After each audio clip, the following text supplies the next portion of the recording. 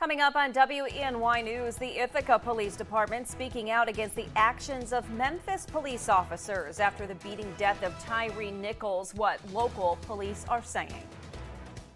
And tracking scattered snow showers across the Twin Tiers tonight with colder temperatures to follow.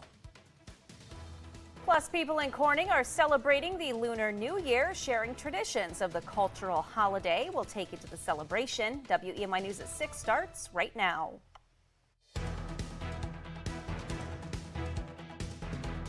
From across the Twin Tiers, this is WENY News at 6. Good evening, and thank you for joining us for WENY News at 6. I'm Renata Steele. Nick Quattrini is on assignment. Well, starting with weather, snow showers continuing across the Twin Tiers this evening, with temperatures dropping out of the 30s and into the 20s. WENY Chief Meteorologist Joe Veras is here to let us know if we can expect any accumulation. Joe? Yeah, Renata, that is a possibility this evening. As temperatures continue to drop, we'll see a light coating to as much as a ½ inch, 3/4 of an inch on some untreated surfaces. So things could get a little bit slippery tonight. So just be mindful of that. But these snow showers associated with the cold front will continue to work their way off towards the south and east. And later this evening by about 9-10 o'clock, we'll be looking at the snow showers tapering, and we'll just have some scattered clouds lingering for the rest of the overnight period. Tomorrow looks to be a colder day, and the winds will make it feel even colder. We'll be looking at wind chill values tomorrow in the teens. Actual temperatures tomorrow won't get out of the 20s. So there are the snow showers we're tracking right now. Throughout the day today, it's been a little bit of a mixed bag of some light rain, some sleet, and some snow. But now as the colder temperatures are pushing down from the north, we're seeing a transition over to snow showers. Still a bit of rain mixed in over the northern tier of Pennsylvania, but even here we get that transition over to snow showers this evening. Off to the north here, we're looking at 28 in Penn Yan, 29 in Dansville. Still, though, mid-30s in Wellsboro and in the Towanda area. We're sitting at 29 in Elmira, light snow being reported, a breeze out of the northeast at about 6 miles an hour. And our snow showers continue through about 8-9 o'clock this evening, and then just some lingering clouds through the overnight period. I'll let you know if any more snow is in the forecast through the rest of the week, coming up in just a few minutes.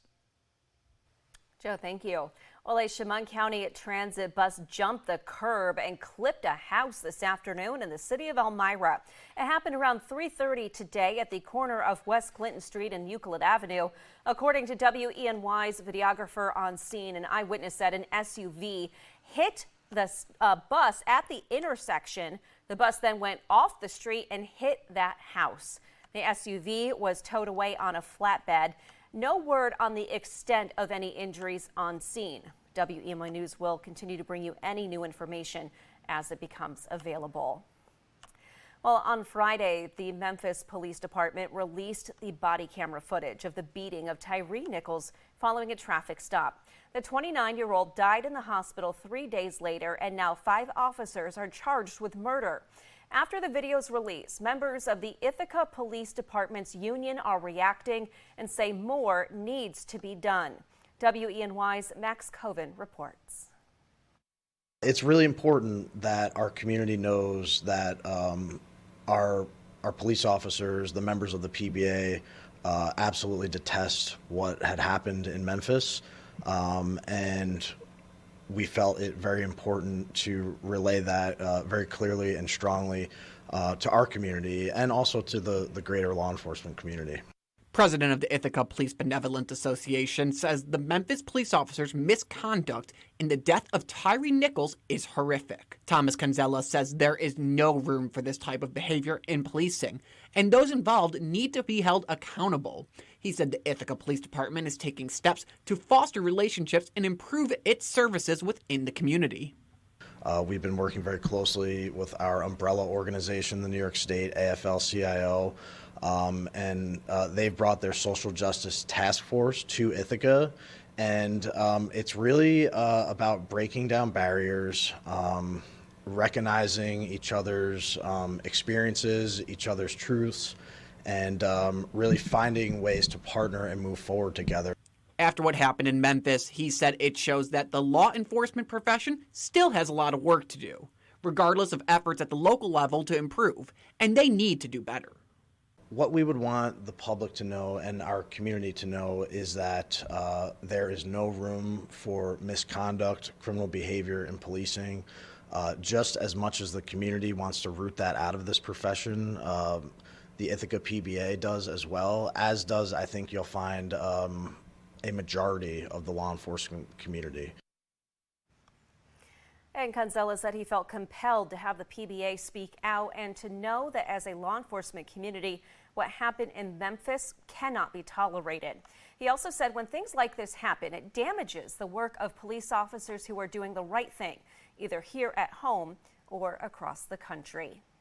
Well, many people came together in Corning today for the celebration of the Lunar New Year. Starting at 11 a.m., parents and kids came to the Southeast Dubain County Library for an educational celebration of the 2023 Lunar New Year. Families had the opportunity to take home lanterns they decorated at the library and learn more about Lunar New Year traditions through stories.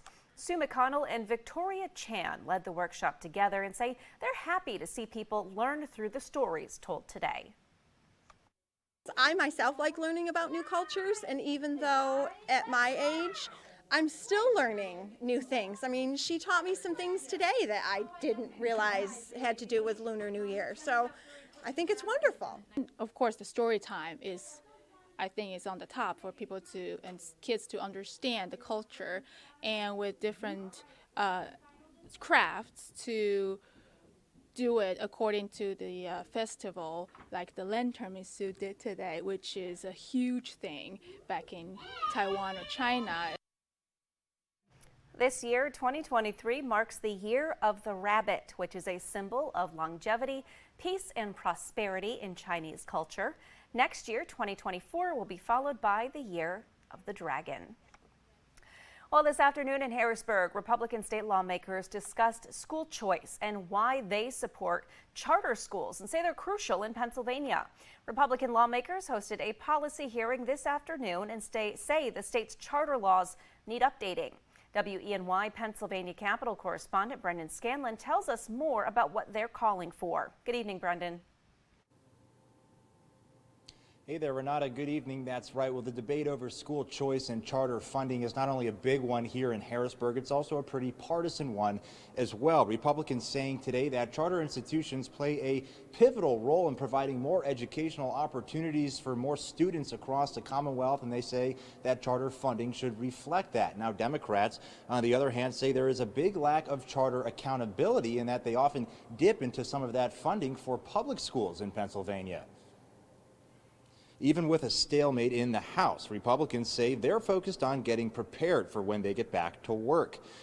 After a policy hearing today, Republicans said it's time to quit the political charade and return to work. They say there's a lot that needs to be done, like considering constitutional amendments and improving education opportunities. Today's Republican Policy Committee hearing discussed investing in education in a way that allows every child to have access to an excellent education regardless of their zip code.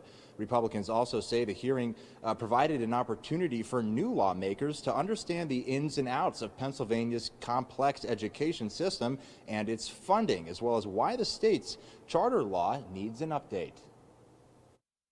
The system currently is archaic. You know, we haven't updated the charter law in many, many years, decades, and it's time. It's time to bring education at every level into today's world, and we haven't done that.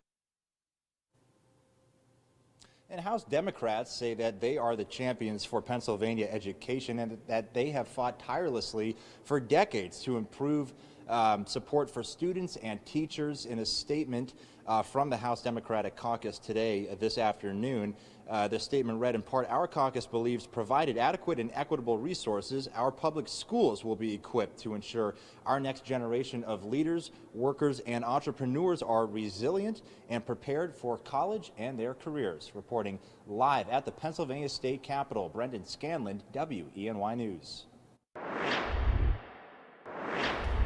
President Biden will meet face-to-face with Speaker McCarthy for the first time since he secured the gavel. I'm Nicole D'Antonio on Capitol Hill with the ongoing negotiations over the debt ceiling. And the Biden administration is aiming to make birth control more accessible for women. We'll tell you about a new rule proposed by the Department of Health and Human Services. And still tracking scattered snow showers across the Twin Tiers tonight. I'll let you know how long they'll stick around and what's in store for the rest of the week coming up right after the break. But first, let's step outside, take a live look at our Crystal City sky cam overlooking Market Street in downtown Corning. You're watching WENY News at 6.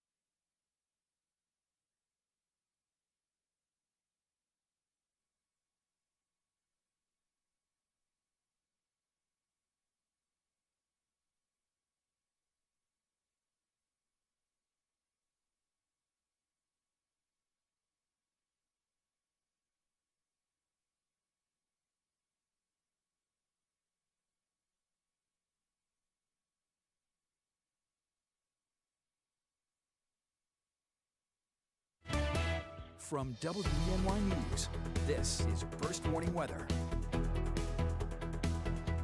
Well, we're starting off with the Mansfield sky cam, and we're seeing some light mixed precipitation falling over the northern tier of Pennsylvania, light snow showers over the southern tier of New York, and this will continue over the next couple of hours. This as a cold front works its way in from northwest, pushes down towards the south and east, and we could see some minor accumulations before the snow showers taper by about 9-10 o'clock tonight.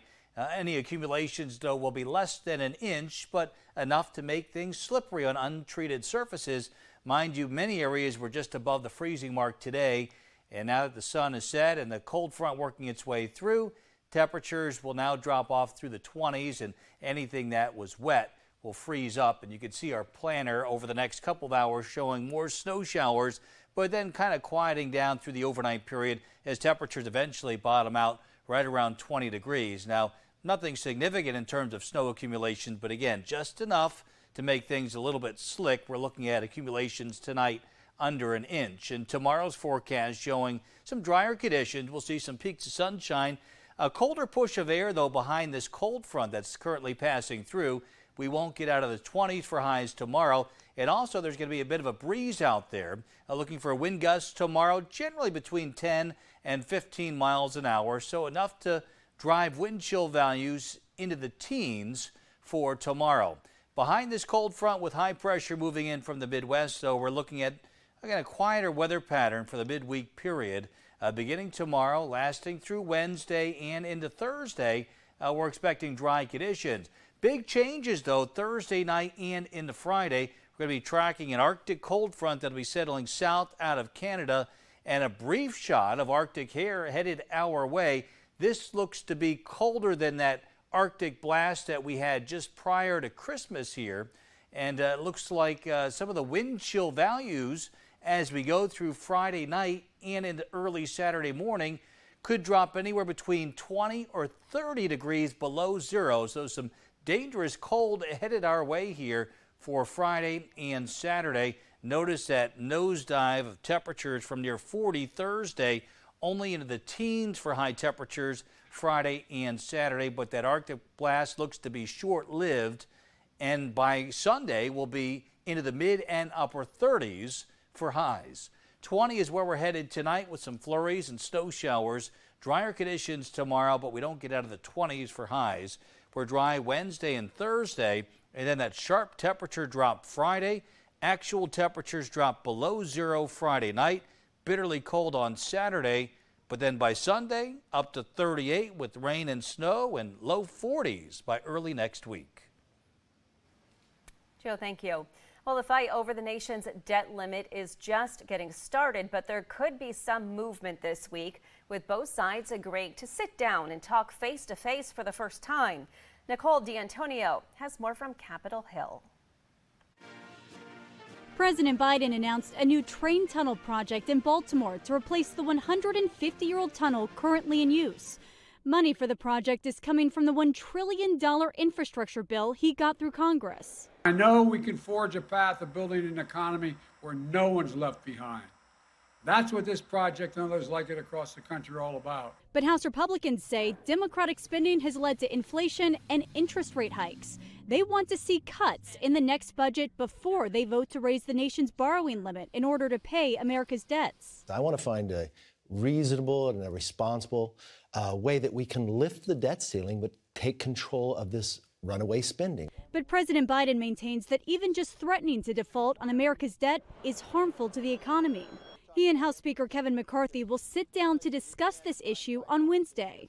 House Republicans have been taking the lead on the negotiations, with Senate Republican leader Mitch McConnell saying anything that comes from the Senate would likely just fail in the current House. In this current situation, the debt ceiling fix, if there is one, or how it's to be dealt with, will have to come out of the House. But some of McConnell's Senate colleagues are jumping into the fray with the House.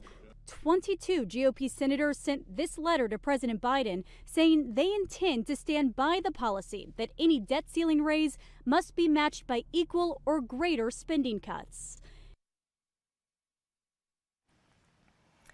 Well, the finance department in Tompkins County receiving word from Moody's that the county has retained its high credit rating. The county says the rating affirms the county's standing as an outstanding issuer of bonds and reflects the county's financial health. Tompkins County will issue roughly $13 million in bonds for sale in February. The county received a grade of 2 on the scale, with 1 being the highest and 5 being the lowest. The county says the positive rating from Moody's is expected to keep interest rates or interest costs low on those bonds, citing its ongoing ability to pay back its debts. Well, the White House is working on making birth control easier to access. Coming up, a closer look at a new proposal from the Biden administration. But first, a look at how stocks ended the day.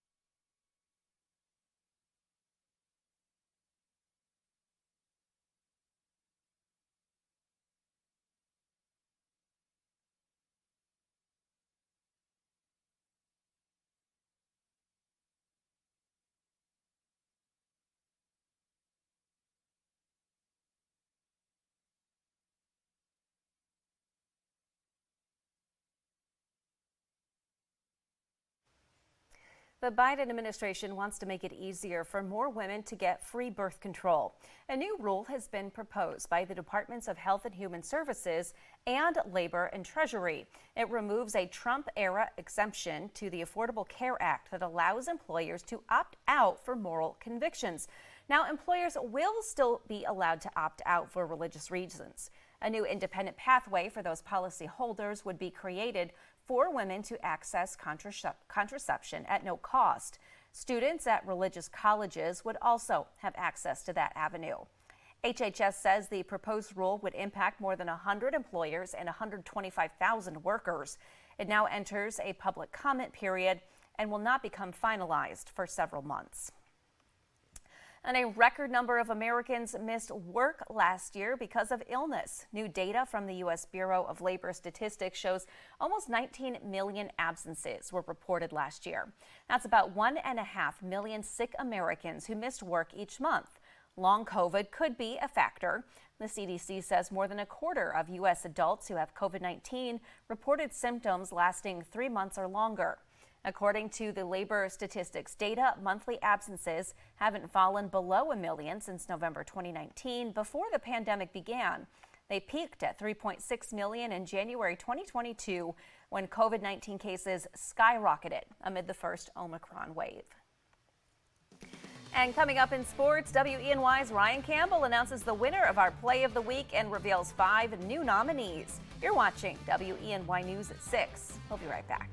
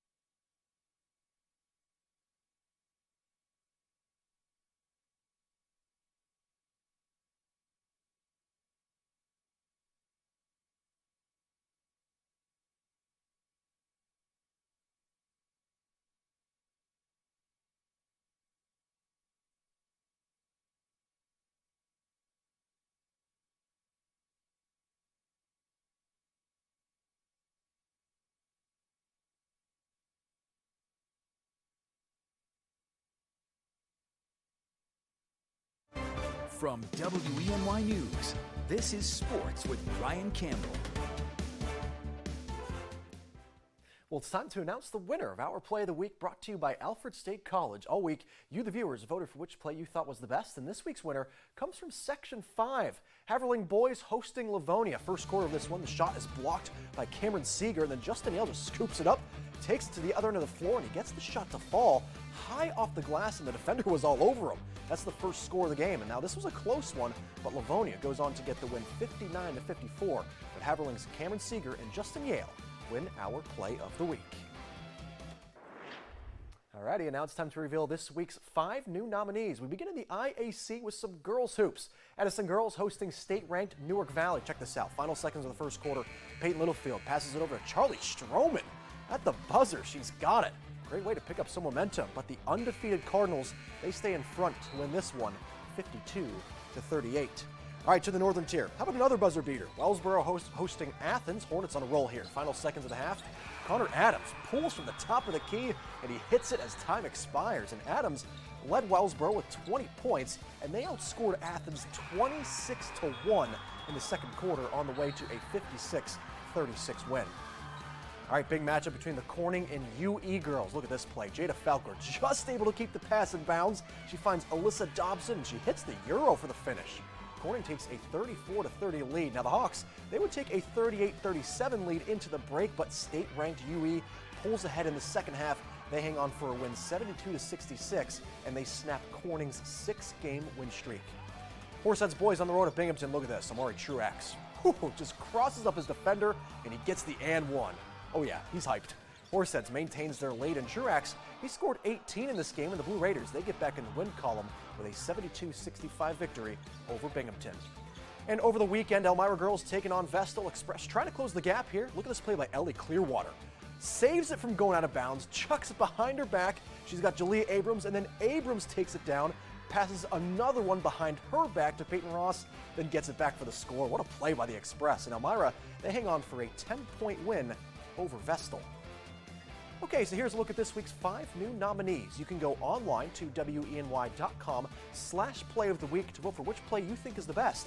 Now, the voting will open right after the show at 6:30. Then you can vote once a day. That's until Sunday night at 11:59 when the voting closes.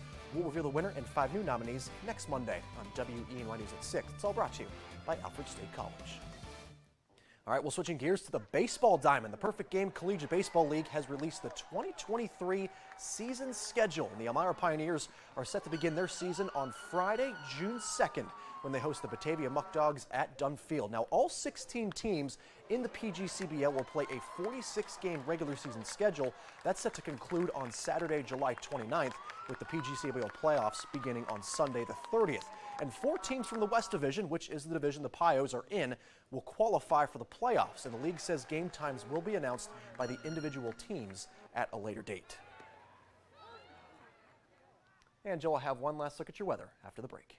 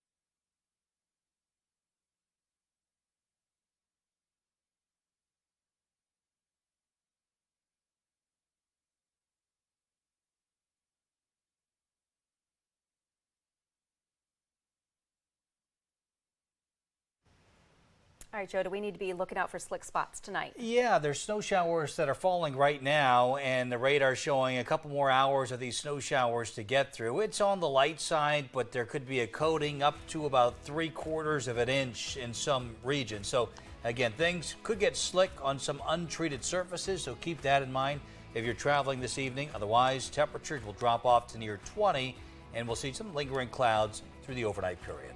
All right, thanks for joining us. We'll be back tonight for WENY News at 11 o'clock. Of course, we're always online 24/7 at WENY.com. Have a great night.